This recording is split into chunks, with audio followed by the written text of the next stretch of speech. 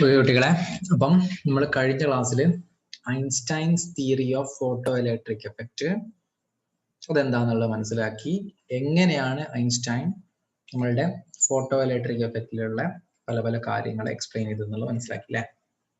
Incident radiation അല്ലെങ്കിൽ incident ഫോട്ടോണിന്റെ energy കുറച്ച് work function overcome ചെയ്യാനും ബാക്കി കൈനറ്റിക് എനർജി ആയിട്ടാണ് മാറുന്നത്. ഇനി അത് ഉപയോഗിച്ചിട്ട് നമ്മൾ എങ്ങനെയാണ് നമ്മളുടെ ഇന്റൻസിറ്റിയുടെ സിറ്റുവേഷനും ത്രെഷോൾഡ് ഫ്രീക്വൻസിയുടെ സിറ്റുവേഷനും ടൈം ഡിലേ ഇല്ലാത്തത് എന്നുള്ളതൊക്കെ നമ്മൾ മനസ്സിലാക്കി. ഇനി next we are going to speak about slope of frequency versus stopping potential graph. നമ്മൾ ഫ്രീക്വൻസി വേഴ്സസ് സ്റ്റോപ്പിംഗ് പൊട്ടൻഷ്യലിന്റെ ഒരു ഗ്രാഫ് വരച്ചിട്ടുണ്ടായിരുന്നു. ആ ഗ്രാഫിന്റെ സ്ലോപ്പ് കണ്ടുപിടിക്കുന്നത്. അതിന് വേണ്ടിയിട്ട് ഞാൻ പുതിയൊരു സ്ലൈഡ് എടുത്തിട്ട് അവിടെ നമുക്ക് കാര്യങ്ങൾ ഡിറൈവ് ചെയ്യാം. അങ്ങനെയാണെങ്കിൽ we are taking a new slide. ഒരു പുതിയ സ്ലൈഡ് എടുത്തു. എന്നിട്ട് നമുക്ക് ഫ്രീക്വൻസി വേഴ്സസ് സ്റ്റോപ്പിംഗ് പൊട്ടൻഷ്യലിന്റെ ഒരു ഗ്രാഫ് നമ്മൾ കൺസ്ട്രക്ട് ചെയ്തിട്ടായിരുന്നു. ആ ഗ്രാഫിനെ ഞാൻ വെറുതെ ഇവിടേക്ക് കൺസ്ട്രക്ട് ചെയ്യാണ്.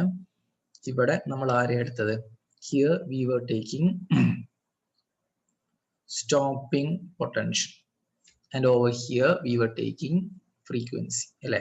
ഫ്രീക്വൻസിയും സ്റ്റോപ്പിംഗ് പൊട്ടൻഷ്യൽ വെച്ചിട്ട് നമുക്ക് കിട്ടിയ ഗ്രാഫ് ഇങ്ങനെയായിരുന്നു. ഒരു മെറ്റലിന്റെ കേസിൽ ഫ്രീക്വൻസി വേഴ്സസ് സ്റ്റോപ്പിംഗ് പൊട്ടൻഷ്യലിന്റെ ഗ്രാഫ് ഇങ്ങനെയായിരുന്നു അല്ലെ. അതില് ഇവിടെ ഉള്ള ഈ കറസ്പോണ്ടിങ് ഫ്രീക്വൻസിനെ നമ്മൾ ത്രെഷോൾഡ് ഫ്രീക്വൻസി എന്ന് വിളിക്കും. ഒക്കെ നിങ്ങൾക്ക് ഓർമ്മ ഉണ്ടാവുന്ന വിചാരിക്കും. അപ്പം ഇങ്ങനെ ഒരു ഗ്രാഫ് നമ്മൾ ഒബ്റ്റെയിൻ ചെയ്തിട്ടുണ്ട്. ഇനി നമ്മൾ നമ്മളുടെ ഫോട്ടോ ഇലക്ട്രിക് ഇക്വേഷൻ നോക്കുകയാണെങ്കിൽ h nu is equal to phi0 plus half mv square എന്ന് പറയുന്ന ഒരു ഇക്വേഷൻ നമുക്ക് കിട്ടിയിട്ടുണ്ട് അല്ലെ. അങ്ങനെയാണെങ്കിൽ ഇതിൽ നിന്ന് നമുക്ക് വേണമെങ്കിൽ half mv square is equal to ആണെങ്കിൽ h nu minus phi0 എന്ന് എഴുതാം. Can we write like this? നമുക്കതാ ഇങ്ങനെ ഒരു ഇക്വേഷനും ഇതിൽ നിന്ന് ഉണ്ടാക്കാം. ഓക്കെ, അപ്പം ഈ ഒരു ഇക്വേഷൻ നമ്മൾ ഫോർമുലേറ്റ് ചെയ്തിട്ട് ഇതിൽ നിന്ന് നമ്മൾ നോക്കുകയാണെങ്കിൽ we could get half mv square is equal to h nu minus phi0. ഇതിൽ നമ്മൾ പഴയ കാര്യങ്ങൾ ഓർത്തെടുക്കുകയാണെങ്കിൽ നമ്മളുടെ കൈനറ്റിക് എനർജി അതായത് ഹാഫ് എം വി സ്ക്വയറിനെ ഇ ഇൻറ്റു വി സീറോ എന്ന് എഴുതാം എന്നുള്ളത് നമ്മൾ കഴിഞ്ഞ ക്ലാസ്സിൽ പഠിച്ചിട്ടുണ്ട്. Kinetic energy half m v square is equal to e v zero. അങ്ങനെയാണെങ്കിൽ therefore we could write this equation as EV0 is equal to h nu minus phi0. ഇങ്ങനെ equation കിട്ടി. ഈ ഇക്വേഷൻ ത്രൂ ഔട്ട് നമ്മൾ ഈനെ കൊണ്ട് അങ്ങോട്ട് divide ചെയ്യാണ് വിചാരിച്ചു. ഈ ഇക്വേഷൻ നമ്മൾ ത്രൂ ഔട്ട് ഈനെ കൊണ്ട് ഡിവൈഡ് ചെയ്യുകയാണെങ്കിൽ നമുക്ക് കിട്ടും V0 is equal to h nu by E minus phi0 by E. We are getting an equation like this. ഈ ഇക്വേഷൻ നിങ്ങളൊന്ന് ശ്രദ്ധിച്ചു നോക്കുകയാണെങ്കിൽ ഈ ഇക്വേഷനിൽ V0 എന്ന് പറയുന്നത് സ്റ്റോപ്പിംഗ് പൊട്ടൻഷ്യൽ ആണ്. Stopping potential and stopping potential എന്ന് പറയുന്നത് ഒരു വേരിയബിൾ ആണ് അല്ലെ. അതേപോലെ തന്നെ നമ്മളിവിടെ ന്യൂ എന്ന് പറയുന്ന ആള് നോക്കുകയാണെങ്കിൽ ന്യൂ എന്ന് പറയുന്ന ആള് ഇൻസിഡന്റ് ലൈറ്റിന്റെ ഫ്രീക്വൻസിയും ഒരു വേരിയബിൾ ആണ്. ബാക്കിയുള്ള ആളുകളെ മുഴുവൻ നിങ്ങൾ നോക്കുകയാണെങ്കിൽ എച്ച് കോൺസ്റ്റന്റ് ആണ്, പ്ലാങ്ക്സ് കോൺസ്റ്റന്റ്. ഈ ഇലക്ട്രോൺ ചാർജ് കോൺസ്റ്റന്റ്, അപ്പം h by e എന്ന് പറയുന്ന ഒരു കോൺസ്റ്റന്റ് ആണ്. അതേപോലെ phi0 എന്ന് പറയുന്ന വർക്ക് ഫംഗ്ഷൻ മെറ്റീരിയൽ മാറിയിട്ടില്ലെങ്കിൽ വർക്ക് ഫംഗ്ഷൻ ഒരു കോൺസ്റ്റന്റ് ആണ്. അപ്പൊ phi0 by e യും ഒരു കോൺസ്റ്റന്റ് ആണ്. അപ്പൊ ഞാൻ ഈ റെഡ് കളറിൽ ഹൈലൈറ്റ് ചെയ്ത സാധനങ്ങളൊക്കെ കോൺസ്റ്റന്റും ബ്ലാക്ക് കളറിൽ ഹൈലൈറ്റ് ചെയ്ത സാധനങ്ങളൊക്കെ വേരിയബിളും ആണ്. അങ്ങനെയാണെങ്കിൽ ഇത് നമ്മൾ പണ്ട് മാത്സിൽ പഠിച്ച ഒരു ഇക്വേഷനെ റിസംബിൾ ചെയ്യുന്നുണ്ട്. ഏത്? y is equal to mx plus c. ഈ ഒരു ഇക്വേഷന്റെ രീതിയിലാണ് ഈ ഇക്വേഷൻ നിൽക്കുന്നത്.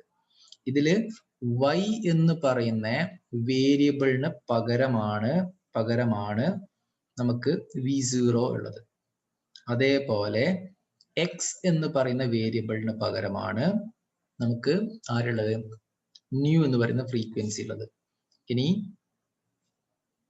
h by e എന്ന് പറയുന്ന കോൺസ്റ്റന്റിന് പകരം m ഉം അതേമാതിരി φ0/e എന്ന് പറയുന്ന കോൺസ്റ്റന്റിന് പകരം c ആണ്. അപ്പൊ നിങ്ങൾ ചോദിക്കുകയാണല്ല സാർ അത് മൈനസ് c അല്ലേ, അപ്പം ഇതിൽ y = mx + c ആണ് നിങ്ങൾക്ക് പരിചയമുള്ള ഇക്വേഷൻ.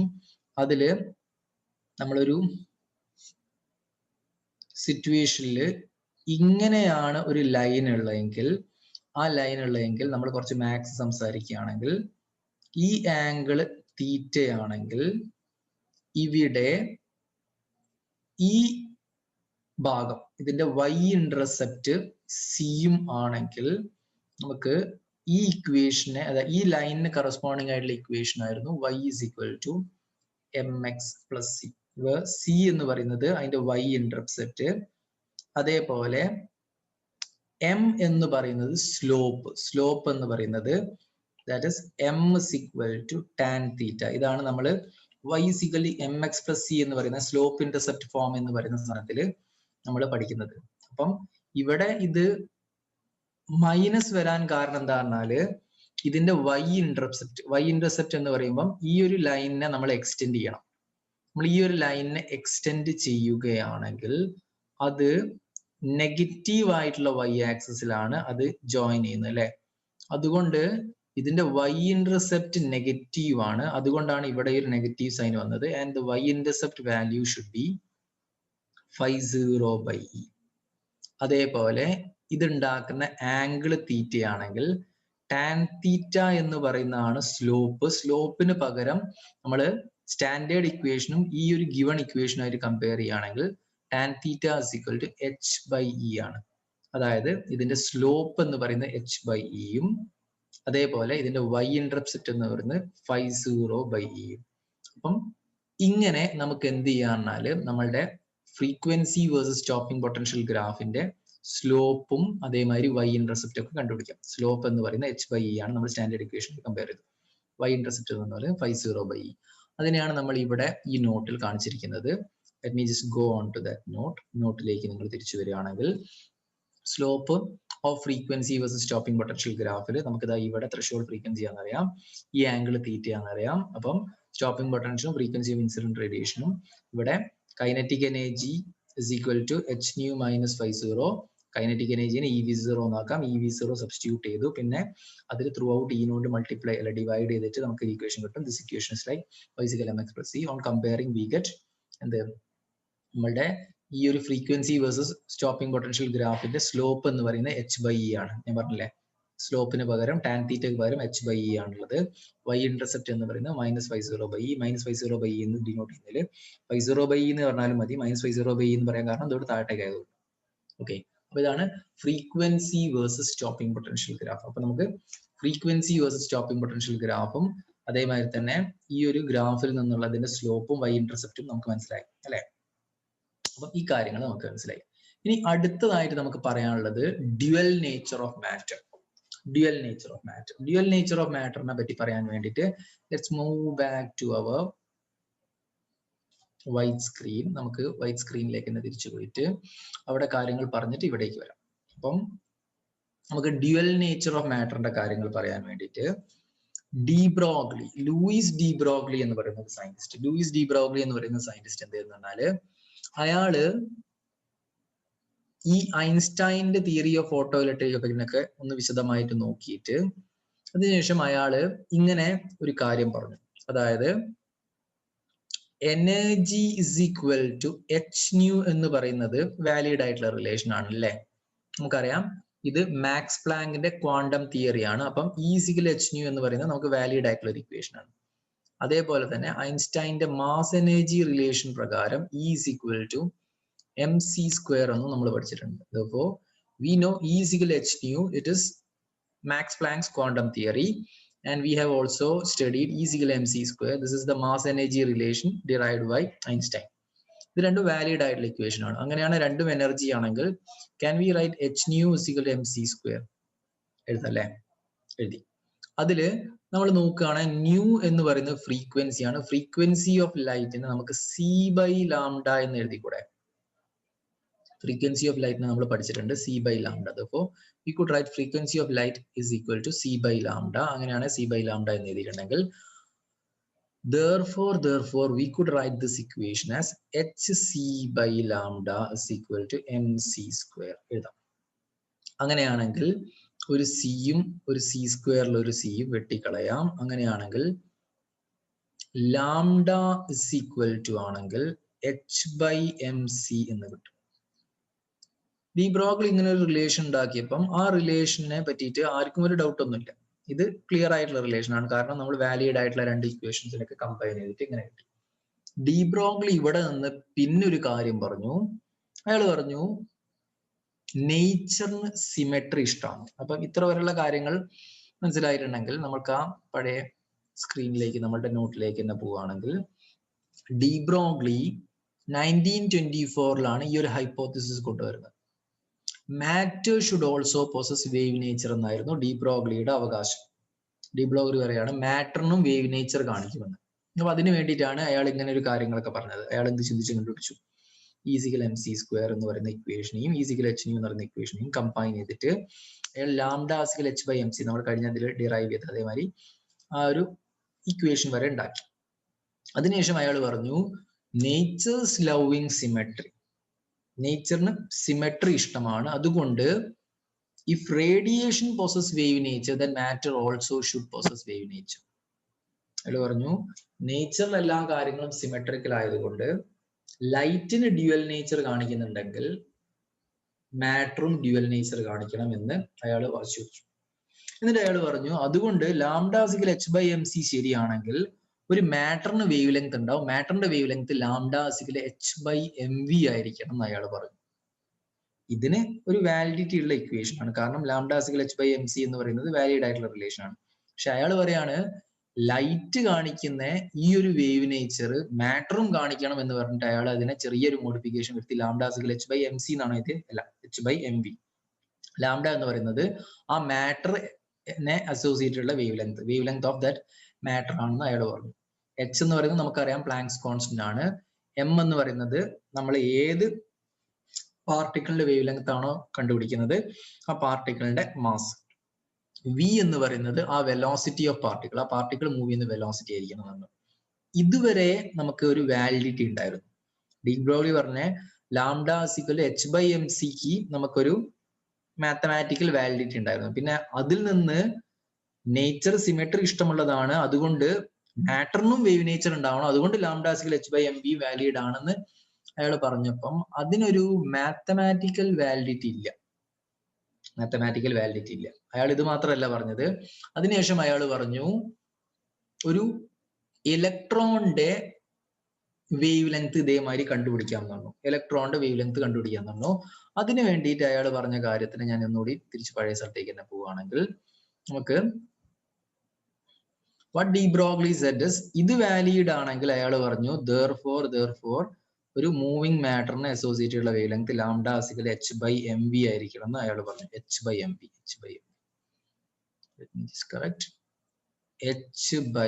എം വി ആയിരിക്കണം എന്ന് അയാൾ പറഞ്ഞു. അതിന് അയാൾക്ക് ഒരു മാത്തമാറ്റിക്കൽ ആയിട്ടുള്ള ബാക്ക്ഗ്രൗണ്ട് ഇതിനുണ്ടായിരുന്നു വെച്ചിട്ടില്ല. ഇതുവരെയുള്ള മാത്തമാറ്റിക്കൽ ബാക്ക്ഗ്രൗണ്ട് ഉണ്ടായിരുന്നു, ഇതിന് മാത്തമാറ്റിക്കൽ ബാക്ക്ഗ്രൗണ്ട് ഇല്ല. അതിൽ നിന്ന് അയാൾ നിർത്തിയില്ല. അയാൾ പറഞ്ഞു ഒരു ഇലക്ട്രോണിന്റെ കേസിൽ കൺസിഡർ ചെയ്യുകയാണെങ്കിൽ ഒരു ഇലക്ട്രോണിനെ ഒരു പൊട്ടൻഷ്യൽ വെക്കുകയാണെങ്കിൽ, ഒരു ഇലക്ട്രോണിനെ വി വോൾട്ട് പൊട്ടൻഷ്യൽ വെക്കുകയാണെങ്കിൽ ആ ഇലക്ട്രോണിന് ഒരു കൈനറ്റിക് എനർജി കിട്ടും. ഇലക്ട്രോണിനെ ഒരു വി വോൾട്ട് പൊട്ടൻഷ്യൽ വെക്കുകയാണെങ്കിൽ ആ ഇലക്ട്രോണിന് കിട്ടുന്ന കൈനറ്റിക് എനർജി എന്ന് പറയുന്നത് ആ ഒരു വി വോൾട്ടിൽ ഉള്ള പൊട്ടൻഷ്യൽ കാരണം ഉണ്ടാവുന്ന പൊട്ടൻഷ്യൽ എനർജി കാരണമായിരിക്കും. ഇനി ഇലക്ട്രോണിന്റെ kinetic energy half m v സ്ക്വയറും പി സ്ക്വയർ ബൈ 2m എന്ന് പറയുന്ന രണ്ട് റിലേഷൻ നമ്മൾ പഠിച്ചിട്ടുണ്ട്. അതില് നമുക്ക് ഇവിടെ കൈനറ്റിക് എനർജിക്ക് പകരം if we are using P square by 2m, അങ്ങനെയാണെങ്കിൽ ഞാൻ P square by 2m = potential energy. Electrostatic potential energy ആയതുകൊണ്ട് ഇലക്ട്രോസ്റ്റാറ്റിക് പൊട്ടൻഷ്യൽ എനർജിനെ ചാർജ് ഇൻറ്റു പൊട്ടൻഷ്യൽ എന്ന് നമ്മൾ പഠിച്ചിട്ടുണ്ട്. ഇലക്ട്രോസ്റ്റാറ്റിക് പൊട്ടൻഷ്യൽ എനർജിക്ക് ചാർജ് ഇൻറ്റു പൊട്ടൻഷ്യൽ എന്നുള്ള റിലേഷൻ ഉണ്ട്. ഇവിടെ ഇലക്ട്രോണിനെ അസോസിയേറ്റ് ചെയ്തിട്ടുള്ള പൊട്ടൻഷ്യൽ എനർജി ആയതുകൊണ്ട് ഇലക്ട്രോണിന്റെ ചാർജ് ഇൻറ്റു പൊട്ടൻഷ്യൽ എന്ന് എഴുതാം. ഇതപ്പോ ഒരു ഇലക്ട്രോണിനെ വി വോൾട്ട് പൊട്ടൻഷ്യൽ വെക്കുകയാണെങ്കിൽ അതിന് കിട്ടുന്ന കൈനറ്റിക് എനർജി എന്ന് പറയുന്നത് ആ പൊട്ടൻഷ്യൽ കാരണമുള്ള പൊട്ടൻഷ്യൽ എനർജി കാരണമായിരിക്കും. അപ്പം അവിടെ നിന്ന് ഇക്വേറ്റ് ചെയ്യാണ് P square by 2m = EV എന്ന് കിട്ടും. അങ്ങനെയാണെങ്കിൽ ഇതിൽ നിന്ന് നമുക്ക് ഇപ്പൊ എന്ത് ചെയ്യാന്നാൽ പി സ്ക്വയർ = 2m EV എന്ന് എഴുതാം. P P is equal to ആണെങ്കിൽ root of 2MEV എന്ന് എഴുതി കൂടെ എഴുതും. ഇനി നിങ്ങൾ ഇവിടെ നോക്കുകയാണെങ്കിൽ നമുക്ക് ഇവിടെ കാണാം lambda equal H by M V ആണെങ്കിൽ അതിനെ lambda equal H by P എന്നും എഴുതിക്കൂടെ. We could write lambda equal H by P, കാരണം മാസ് ഇൻറ്റു വെലോസിറ്റി എന്ന് പറയുന്നത് മൊമെന്റം ആണ്. അങ്ങനെയാണെങ്കിൽ സിൻസ് ഞാൻ ഇവിടെ എഴുതട്ടെ, സിൻസ് ഡി ബ്രോഗ്ലി ഇങ്ങനെ ഒരു റിലേഷൻ അയാൾ പറഞ്ഞിട്ടുണ്ട്, lambda equal H by P ആണ്. therefore എച്ച് ബൈ പിക്ക് പകരം എന്ത് കൊടുക്കാം, നമുക്ക് ഇപ്പം ഈ കിട്ടിയ വാല്യൂ കൊടുക്കാം. therefore റൂട്ട് ഓഫ് 2MEV എന്ന് എഴുതാൻ പറ്റും. therefore ഡി ബ്രോഗ്ലി ഇങ്ങനെ ഒരു റിലേഷനും ഉണ്ടാക്കി, lambda equal H by root of 2MEV. അപ്പം ഇതുവരെയുള്ള കാര്യത്തിന് ഡി ബ്രോഗ്ലിയുടെ ആ ഒരു മാത്തമാറ്റിക്കൽ സിംപ്ലിഫിക്കേഷൻ ഒരു മാത്തമാറ്റിക്കൽ വാലിഡിറ്റി ഉണ്ടായിരുന്നു, ബാക്ക്ഗ്രൗണ്ട് ഉണ്ടായിരുന്നു. പക്ഷെ ഇവിടുന്ന് ഒരു ജമ്പ് ചെയ്തിട്ട് ലൈറ്റ് കാണിക്കുന്ന പ്രോപ്പർട്ടി മാറ്ററും കാണിക്കുമെന്ന് പറഞ്ഞപ്പോൾ ഇതിനൊരു മാത്തമാറ്റിക്കൽ വാലിഡിറ്റി ഇല്ല എന്ന് ഞാൻ പറഞ്ഞു. വാലിഡിറ്റി ഇല്ലെങ്കിലും അയാൾ പിന്നെയും അതിൽ നിന്ന് ഇങ്ങനെ ഒരു റിലേഷൻ കൂടി ഉണ്ടാക്കി. തൽക്കാലം നമുക്ക് ഈ രണ്ട് റിലേഷനും കിട്ടിയില്ലേ. ആ രണ്ട് റിലേഷനെയും നമ്മളിപ്പം നമ്മളുടെ നോട്ട്സിലേക്ക് നോക്കുകയാണെങ്കിൽ we are getting these two relations over here. അപ്പം എച്ച് ആരാ, Planck's constant, m mass of electron, e charge of electron, v potential. ഇതിൽ എച്ച് കോൺസ്റ്റന്റ് ആണ്, മാസ് ഓഫ് ഇലക്ട്രോണും ചാർജ് ഓഫ് ഇലക്ട്രോണും അതും കോൺസ്റ്റന്റ് ആണ്. അങ്ങനെയാണെങ്കിൽ ഇതിന്റെയൊക്കെ വാല്യൂസ് നമ്മൾ സബ്സ്റ്റിറ്റ്യൂട്ട് ചെയ്യുകയാണെങ്കിൽ നമുക്കിവിടെ lambda equal H by root of 2MEVയില് എച്ചിന്റെ 6.63 ഇൻറ്റു 10⁻³ എന്നുള്ള വിലയും മാസ് ഓഫ് ഇലക്ട്രോണിന് 9.1 ഇൻറ്റു 10⁻³ എന്നുള്ള ഒരു കോൺസ്റ്റന്റ് വാല്യൂ ഉണ്ട്, അത് സബ്സ്റ്റിറ്റ്യൂട്ട് ചെയ്തു. അതേമാതിരി ചാർജ് ഓഫ് ഇലക്ട്രോണിന് 1.6 ഇൻറ്റു 10⁻19 കൂളും എന്നുള്ളതും സബ്സ്റ്റിറ്റ്യൂട്ട് ചെയ്തിട്ട് സിംപ്ലിഫൈ ചെയ്യുകയാണെങ്കിൽ you will get a final mathematical equation that is lambda is equal to, ഇതിന്റെ ഒക്കെ കൂടി വാല്യൂസ് സബ്സ്റ്റിറ്റ്യൂട്ട് ചെയ്ത് പ്രോപ്പർ ആയിട്ട് സിംപ്ലിഫൈ ചെയ്തിട്ടുണ്ട്, 12.3 into 10⁻10 divide by root v എന്ന് കിട്ടും. വാല്യൂസ് ഒക്കെ സബ്സ്റ്റിറ്റ്യൂട്ട് ചെയ്തിട്ട് വി എന്ന് പറയുന്നത് പൊട്ടൻഷ്യൽ. അങ്ങനെയാണെങ്കിൽ 12.3 ഇൻറ്റു 10⁻10 നമുക്ക് 12.3 ബൈ റൂട്ട് വി അത്ര ആംസ്ട്രങ് എന്ന് പറയാം, കാരണം 10⁻10 എന്ന് പറയുന്നത് ആംസ്ട്രങ് ആണെന്ന് നമുക്കറിയാം. അതുകൊണ്ട് ഇങ്ങനെ ഒരു ഇക്വേഷനും അയാൾ ഉണ്ടാക്കി. ഇതൊക്കെ സയന്റിഫിക് വേൾഡ് വിശ്വസിച്ചോ? ഇതൊന്നും സയന്റിഫിക് വേൾഡ് വിശ്വസിച്ചില്ല. കാരണം എന്താ, സയൻസിന് ഒരു കാര്യം വിശ്വസിക്കുകയാണെങ്കിൽ either it should have a mathematical evidence or an experimental evidence. Mathematical evidence അയാൾക്ക് പറയാൻ പറ്റിയോ? ഇല്ല. അയാൾ പറഞ്ഞു നേച്ചർ ലവ് സിമെട്രി എന്നൊക്കെ പറഞ്ഞ് ഇങ്ങനെ പറയുന്നതിന് ഒരു മാത്തമാറ്റിക്കൽ ബാക്ക്ഗ്രൗണ്ട് ഇല്ല. അപ്പൊ മാത്തമാറ്റിക്കൽ ബാക്ക്ഗ്രൗണ്ട് ഇല്ലായിരുന്നു. പിന്നെ ഇയാൾക്ക് എക്സ്പെരിമെന്റൽ എവിഡൻസ് ഉണ്ടായിരുന്നോ വെച്ചിട്ടുണ്ടെങ്കിൽ അതും ഇല്ലായിരുന്നു. ഇയാള് ഇങ്ങനെ ഒരു കാര്യം വെച്ചിട്ട് അയാൾ ആറ്റത്തിനൊക്കെ ഡിസ്ക്രൈബ് ചെയ്യാൻ നോക്കി. പക്ഷെ ഇയാൾ ഈ പറഞ്ഞ സാധനത്തിന് തന്നെ വാലിഡിറ്റി ഇല്ലാത്തത് കൊണ്ട് പിന്നെ അയാൾ പറയുന്ന ഈ ആറ്റത്തിന്റെ കാര്യങ്ങളെ പറ്റിയിട്ടൊന്നും ആരും മൈൻഡ് ചെയ്തില്ല. ഇല്ല. പക്ഷെ ഇത് കുറച്ചു കാലത്തേക്കായിരുന്നു. കുറച്ചു കാലത്തേക്ക് ഡി ബ്രോഗ്ലിയെ നമ്മൾ സയന്റിഫിക് വേൾഡ് അയാൾ പറയുന്ന കാര്യങ്ങൾ മുഖവിലക്ക് എടുത്തിട്ടില്ലെങ്കിലും പിന്നീട് നമുക്ക് ഇയാൾ പറയുന്ന കാര്യങ്ങൾ ശരിയാന്ന് മനസ്സിലായി. എങ്ങനെ? മാത്തമാറ്റിക്കൽ എവിഡൻസിനേക്കാൾ മുന്നേ വന്നത് എക്സ്പെരിമെന്റൽ എവിഡൻസ് ആണ്. അതാണ് നമ്മൾ ഇനി പറയാനുള്ളത് Davisson Germer experiment. Davisson Germer experiment. ഈ ഒരു ഡേവിസൺ ജെർമർ എക്സ്പെരിമെന്റില് നമ്മള് കാര്യങ്ങൾ പറയുകയാണെങ്കിൽ അതൊരു 1927 ഡേവിസൺ ജെർമർ എന്ന് പറയുന്ന രണ്ട് സയന്റിസ്റ്റുകൾ ഒരു സ്പെക്ട്രോഗ്രാഫിന് റിലേറ്റഡ് ആയിട്ടുള്ള ഒരു എക്സ്പെരിമെന്റ് ചെയ്തു. നമ്മളുടെ സയൻസിൽ നിങ്ങൾ നോക്കുകയാണെങ്കിൽ കുറെ കണ്ടുപിടുത്തങ്ങള് ഒരു കാര്യം ഉദ്ദേശിച്ച് പോയതല്ല, പക്ഷെ വേറൊരു സാധനത്തിന്റെ കാര്യങ്ങളിലെ റിസർച്ചില് ആക്സിഡന്റലി വേറെ കുറച്ച് കാര്യങ്ങൾ കണ്ടുപിടിച്ചിട്ടുള്ള കണ്ടുപിടുത്തങ്ങളാണ്. അതേപോലെ തന്നെ ആയിരുന്നു ഈ ഡേവിസൺ ജെർമർ എക്സ്പെരിമെന്റും. അയാള് അല്ലെ ഡേവിസണും ജെർമറും ഒരു നിക്കൽ ക്രിസ്റ്റലിന്റെ സ്പെക്ട്രത്തിനെ പറ്റി പഠിക്കാൻ വേണ്ടിയിട്ട് ഒരു എക്സ്പെരിമെന്റ് നടത്തി. അതിൽ നിന്നുള്ള മാത്തമാറ്റിക്കൽ കാൽക്കുലേഷൻ അവർക്ക് വേറെ കുറച്ച് കാര്യങ്ങൾ മനസ്സിലാക്കി തന്നു. അപ്പം ഒരു കോംപ്ലിക്കേറ്റഡ് ആയിട്ടുള്ള ഒരു എക്സ്പെരിമെന്റിന്റെ സിംപ്ലിഫൈഡ് ആയിട്ടുള്ള ഒരു എക്സ്പ്ലനേഷൻ ആണ് നമ്മൾ ഇവിടെ പറയുന്നത്.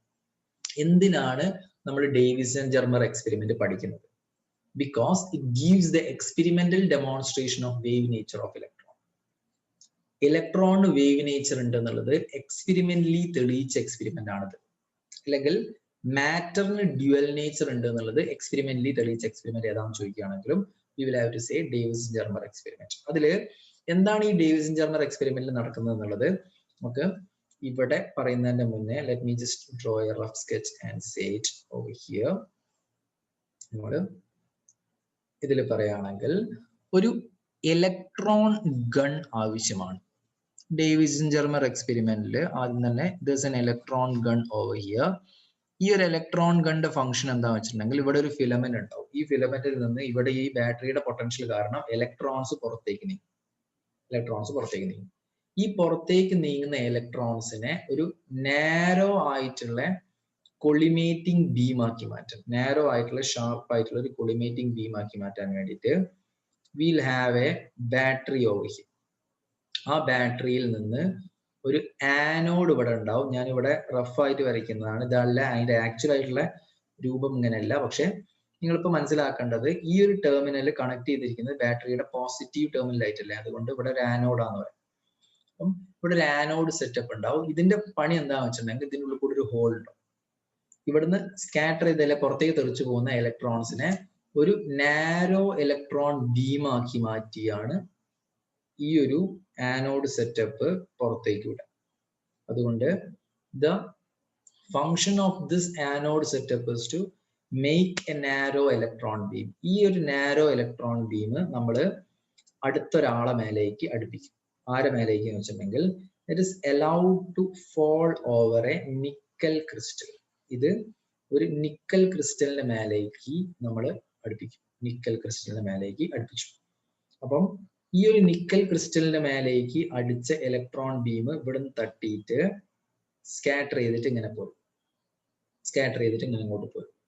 അങ്ങനെയാണെങ്കിൽ നിക്കലിന്റെ ഉള്ളില് അതിന്റെ 3 dimensional geometry കാരണം it is having a crystallographic axis also. crystallographic axis നെ പറ്റിയിട്ട് ഡീറ്റെയിൽ ആയിട്ട് നിങ്ങൾക്ക് പഠിക്കാനില്ല. തൽക്കാലത്തേക്ക് എന്ത് ചെയ്യുന്നാൽ ഈ ക്രിസ്റ്റലോഗ്രാഫിക് ആക്സിസ് എങ്ങനെയാണ് ഉണ്ടാവുക, ഇൻസിഡന്റ് ഇലക്ട്രോൺ ബീം വിത്തും സ്കാറ്റേർഡ് ഇലക്ട്രോൺ ബീം വിത്തും ആണെങ്കിൽ, ഡിഫ്രാക്റ്റഡ് ഇലക്ട്രോൺ ബീം വിത്തും ആണെങ്കിൽ, ഇവിടെ ഇൻസിഡന്റ് ഇലക്ട്രോൺ ബീമും ഡിഫ്രാക്റ്റഡ് ഇലക്ട്രോൺ ബീമും തമ്മിൽ ഉണ്ടാക്കുന്ന ഒരു ആംഗിൾ ഇവിടെ ഉണ്ട്.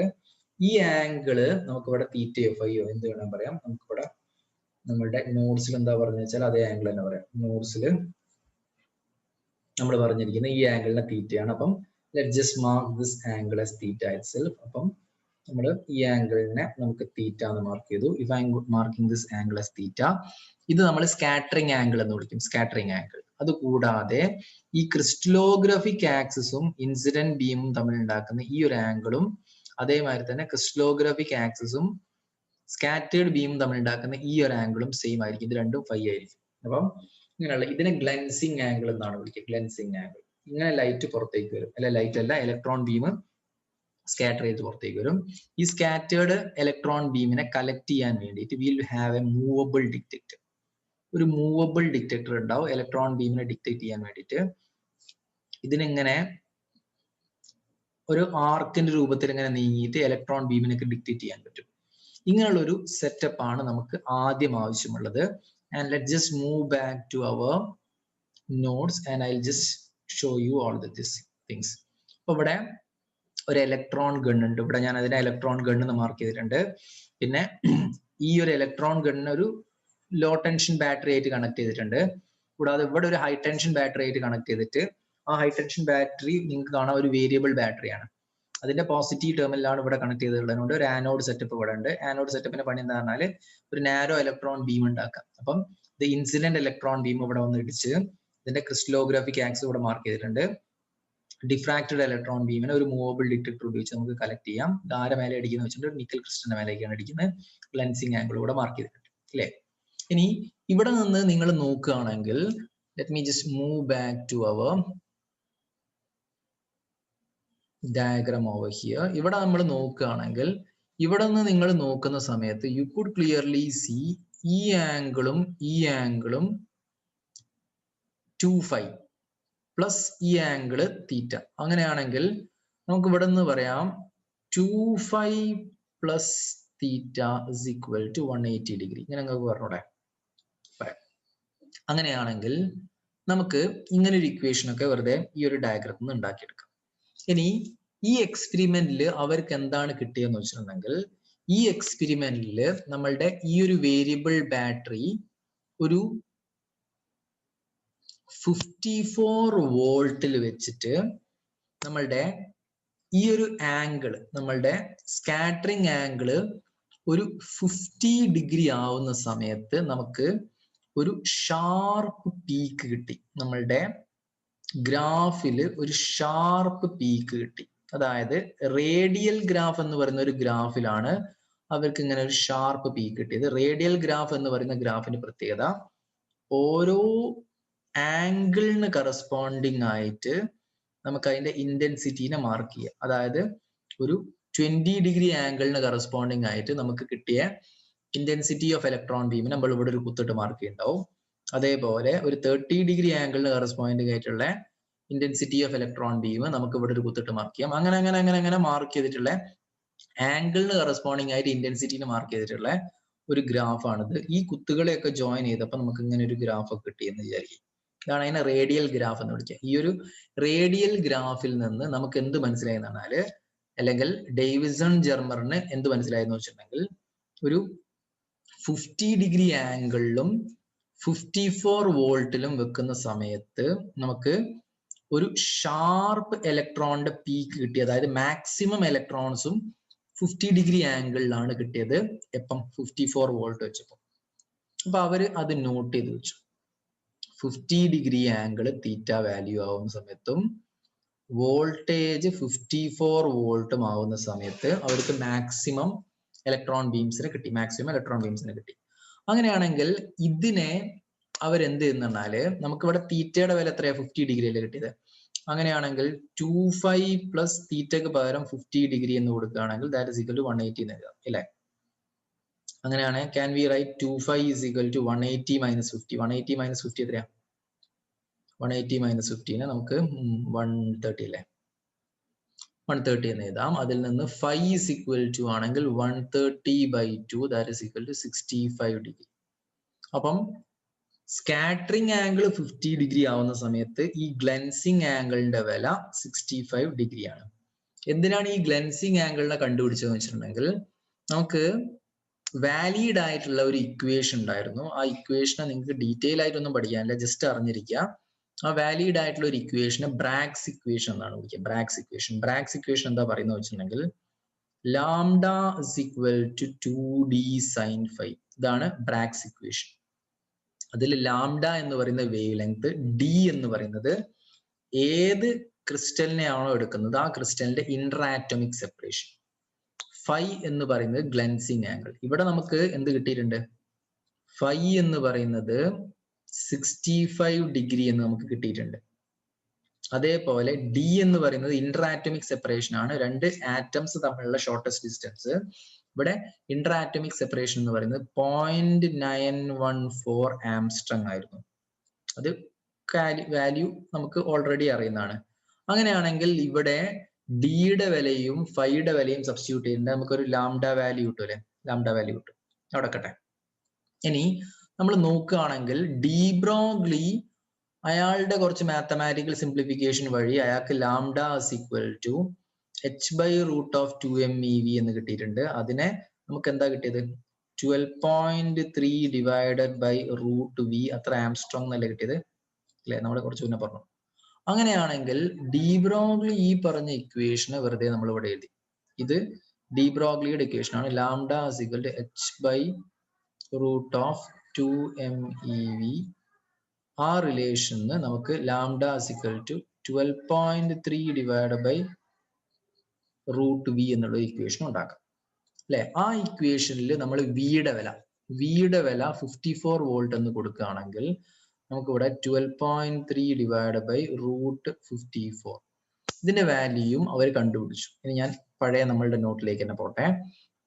അങ്ങനെയാണെങ്കിൽ ഇങ്ങനെ വാല്യൂസ് കണ്ടുപിടിച്ചപ്പോൾ, അതായത് നമ്മളിപ്പം ഞാൻ പറഞ്ഞ അതേമാതിരി തന്നെ നമുക്ക് ഇവിടെ നോക്കുകയാണെങ്കിൽ ഫിഗറിൽ നിന്ന് നമുക്ക് തീറ്റയുടെ വില 50 ഡിഗ്രി ആണെങ്കിൽ ഫൈയുടെ വില 65 ഡിഗ്രി ആണെന്ന് അറിയാം.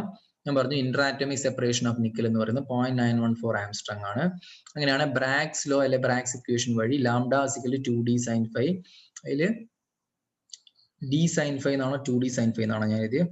ഞാനത് d sin phi എന്നല്ല 2d sin phi എന്നാണ് എഴുതേണ്ടത്. ഞാൻ ഒന്ന് ക്രോസ് റെഫർ ചെയ്യട്ടെ. Lambda is equal to 2d sin phi തന്നെയാണ് എഴുതി. ഓക്കെ. അങ്ങനെയാണെങ്കിൽ lambda is equal to 2d sin phi ഉപയോഗിച്ചിട്ട് ആ ഇക്വേഷനെ സബ്സ്റ്റിറ്റ്യൂട്ട് ചെയ്യുകയാണെങ്കിൽ അതിൽ ഡിയുടെ വിലയും ഫൈയുടെ വിലയൊക്കെ സബ്സ്റ്റിറ്റ്യൂട്ട് ചെയ്തിട്ടുണ്ടെങ്കിൽ നിങ്ങൾക്ക് കിട്ടുന്ന ഒരു ആൻസർ 1.65 ആംസ്ട്രങ് ആണ്. നിങ്ങൾ ചെയ്ത് നോക്കിയാൽ നിങ്ങൾക്ക് ആൻസർ കിട്ടും. ഇനി ഞാൻ പറഞ്ഞു ഡി ബ്രോഗ്ലിയുടെ ഹൈപ്പോത്തസിസ് പ്രകാരം നമുക്ക് കിട്ടിയത് lambda = 12.3 divide by root b എത്ര ആംസ്ട്രോങ് അല്ലേ? അതിൽ നമുക്ക് എക്സ്പെരിമെന്റലി v = 54 ആണ് കിട്ടിയത്. അങ്ങനെയാണെങ്കിൽ 54ന്റെ വില സബ്സ്റ്റിറ്റ്യൂട്ട് ചെയ്തിട്ട് സിംപ്ലിഫൈ ചെയ്തിട്ടുണ്ടെങ്കിൽ you are getting an answer 1.66 Armstrong. അതായത് വാലിഡ് ആയിട്ടുള്ള ബ്രാഗ്സ് ഇക്വേഷൻ പ്രകാരം കിട്ടിയ വേവ് ലെങ്ത്തിന് വളരെ അടുത്തുള്ള ഒരു ആൻസർ ആണ് ഒരു എക്സ്പെരിമെന്റൽ വാലിഡിറ്റിയോ അല്ലെങ്കിൽ ഒരു തിയററ്റിക്കൽ വാലിഡിറ്റിയോ ഇല്ലാത്ത ഡി ബ്രോഗ്ലി പറഞ്ഞ ആ ഒരു വേവ് ലെങ്ത്തിന്റെ വാല്യൂ. അങ്ങനെയാണെങ്കിൽ the thing is what we can say is experimentally measured wavelength, that is by Bragg's equation, is almost equal to the wavelength from the hypothesis. അങ്ങനെയാണെങ്കിൽ D Broglie പറഞ്ഞ ഈ matter wave concept ശരിയാണ് എന്നുള്ളത് ഒരു experimental validity കിട്ടി, അത് experimentally prove ചെയ്തു. അപ്പം ഈ ഒരു എക്സ്പെരിമെന്റ്, ഡേവിസൺ ജർമർ എക്സ്പെരിമെന്റ് ഒരു കംപ്ലീറ്റ് ആയിട്ടുള്ള കാര്യമല്ല നമുക്ക് പറഞ്ഞിരുന്നത്, ഒരു റഫ് പിക്ചർ ആണ് പറഞ്ഞിരുന്നത്. അപ്പൊ ഡേവിസൺ ജർമർ എക്സ്പെരിമെന്റിനെ നിങ്ങളൊന്ന് ഒരു റഫ് പിക്ചർ എടുക്കാൻ നോക്കിയിട്ടുണ്ടെങ്കിൽ നമുക്ക് ഇവിടെ കിട്ടിയ എന്താണെന്നാല് എന്തിനുള്ള എക്സ്പെരിമെന്റ് ആണ്? It is an experiment to demonstrate the wave nature of electron, ഇലക്ട്രോണിന്റെ വേവ് നേച്ചറിന്. ഈ ഒരു ഡയഗ്രം ഒക്കെ സെറ്റ് ചെയ്തു. പിന്നെ the electron is emitted by an electron gun and accelerated by a suitable potential, anode potential. Beam scattered from the nickel crystal is scattered. It is collected by the movable collector. അങ്ങനെയാണെങ്കിൽ maximum electron were detected at an angle of 50 degree and at a voltage of 54 volt. ഞാൻ പറഞ്ഞു. അപ്പം ഈ കാര്യത്തിൽ നിന്ന് നമ്മൾ ബ്രാഗ്സ് ഇക്വേഷനിൽ കണ്ടുപിടിക്കേണ്ട wave ലെങ്ത്തും അതേമാതിരി തന്നെ ഡി ബ്രോഗ്ലിയുടെ മാറ്റർ വേവ് കൺസെപ്റ്റ് ഉപയോഗിച്ച് കണ്ടുപിടിച്ച വേവ് ലെങ്ത്തും ഏകദേശം ഈക്വൽ ആയതുകൊണ്ട് നമുക്ക് എന്ത് പറയുന്നു, ഡി ബ്രോഗ്ലി പറഞ്ഞ സാധനത്തിൽ അപ്പം ശരിയുണ്ട് എന്നുള്ളത് നമുക്ക് മനസ്സിലായി.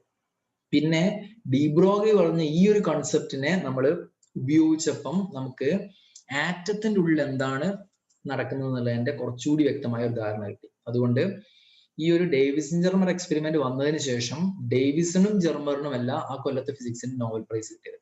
ഈ കൊല്ലത്തെ ഫിസിക്സിന്റെ നോബൽ പ്രൈസ് കിട്ടിയത് ഡി ബ്രോഗ്ലിക്കാണ്. കാരണം ഡി ബ്രോഗ്ലിയുടെ മാറ്റർ വേവ് ഹൈപ്പോത്തസിസ് എന്ന് പറയുന്ന ആ ഒരു സാധനം ശരിയായതുകൊണ്ട് തന്നെ നമുക്ക് ആറ്റത്തിനെ പറ്റിയിട്ടുള്ള ഒരു ഡീപ്പർ അണ്ടർസ്റ്റാൻഡിങ് നമുക്ക് കിട്ടി, ഒരു കറക്റ്റ് ആയിട്ടുള്ള അണ്ടർസ്റ്റാൻഡിങ്. അപ്പം ഇതാണ് നമ്മൾ എന്ത് ചെയ്യാന്നാല് നമ്മളുടെ dual nature of matter and radiation നമുക്ക് പഠിക്കേണ്ടത്.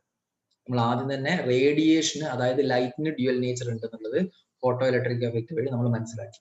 പിന്നെ ഡി ബ്രോഗ്ലിയുടെ മാറ്റർ വേവ് കൺസെപ്റ്റ് ഉപയോഗിച്ചിട്ട് മാറ്ററിനും, അതായത് ഒരു ഇലക്ട്രോൺ അല്ലെങ്കിൽ ഒരു പാർട്ടിക്കിളിനും ഡ്യുവൽ നേച്ചർ ഉണ്ട് എന്നുള്ളത് നമുക്കിപ്പോൾ മനസ്സിലായി. അതുകൊണ്ട് there is dual nature for both matter and radiation. ഇതാണ് നമ്മളുടെ dual nature of matter and radiation നമുക്ക് പഠിക്കാനുള്ളത്. ഓക്കെ, അപ്പം ഇതിന്റെ നോട്ട്സും നിങ്ങൾ ഉണ്ടാക്കി വെച്ചിട്ടുണ്ടെന്ന് കരുതുന്നു. ഇതിനൊക്കെ ഒന്ന് വിശദമായിട്ട് ഒന്ന് ടെക്സ്റ്റ് ഒന്ന് റീഡ് ചെയ്തിട്ട് കാര്യങ്ങൾ മനസ്സിലാക്കണേ. അങ്ങനെയാണ് സ്റ്റോപ്പ്.